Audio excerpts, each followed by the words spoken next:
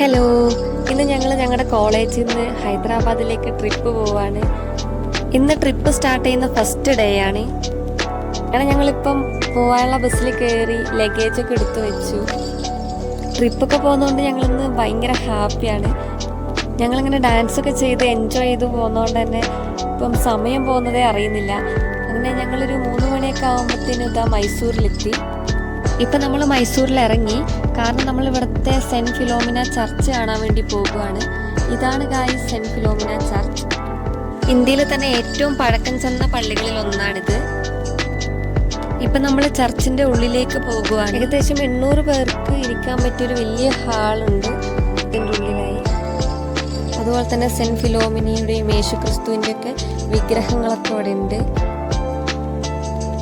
Cent Philomena എന്ന 13 വയസ്സ് പ്രായമുള്ള രാജകുമാരിയുടെ പേരിൽ നിന്നാണ് സെൻറ്റ് ഫിലോമിന ചർച്ച് എന്ന പേര് വന്നത്. ഫിലോമിന എന്ന ഈ പേരിൻ്റെ അർത്ഥം ഡോട്ടർ ഓഫ് ലൈറ്റ് അല്ലെങ്കിൽ വെളിച്ചത്തിൻ്റെ മകൾ എന്നാണ്. സെൻറ്റ് ഫിലോമിന രാജകുമാരിയെക്കുറിച്ചുള്ള നല്ല ഹിസ്റ്റോറിക്കൽ സ്റ്റോറിയൊക്കെ ഈ ഒരു ചർച്ചുമായി റിലേറ്റ് ചെയ്തിട്ടുണ്ട്. ഏകദേശം 175 അടി ഉയരമുള്ള ഇരട്ട ഗോപുരങ്ങളുള്ള ഒരു ചർച്ചാണിത്.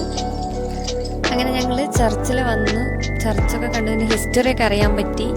അങ്ങനെ ഞങ്ങളെല്ലാവരും ഇവിടെ നിന്ന് ഒരുപാട് ഫോട്ടോസൊക്കെ എടുത്തു.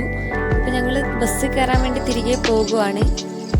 അങ്ങനെ ഞങ്ങൾ ബസ്സിലൊക്കെ കയറി ട്രാവൽ ചെയ്തോ ഏകദേശം ഒരു 7-8 മണിയൊക്കെ ആകുമ്പോഴത്തേനും ബാംഗ്ലൂരിലുള്ള മെട്രോ സ്റ്റേഷൻ്റെ അവിടെ എത്തി. ഇവിടെ ഇറങ്ങിയത് മെട്രോയിൽ കയറാൻ വേണ്ടിയിട്ടൊന്നുമല്ല, ഭക്ഷണം കഴിക്കാൻ വേണ്ടിയിട്ടാണ്.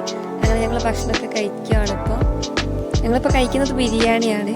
ഞങ്ങൾ ഭക്ഷണമൊക്കെ കഴിച്ച് പിന്നെ ബസ്സിൽ കയറി. ഇനി ഞങ്ങൾ ഉറങ്ങാൻ പോവുകയാണ്. ഇപ്പോൾ ഗുഡ് നൈറ്റ്, ടാറ്റാ.